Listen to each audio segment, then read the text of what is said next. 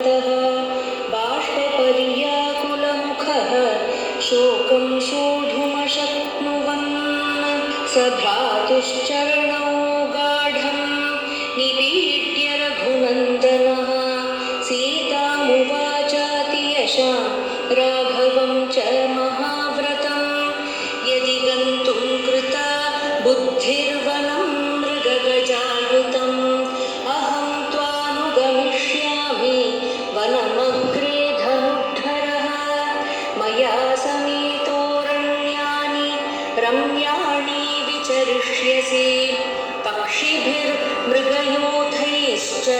सङ्घुष्टानि समन्ततः न देवलोकाक्रमणं नामरत्वमहं वृणे ऐश्वर्यं चापि लोकानां कामयेन त्वया विना. இந்த வந்தன பக்திக்கு உத்தம உதாரணமாக லக்ஷ்மணன் இங்க இருக்கார். வந்தன பக்தியே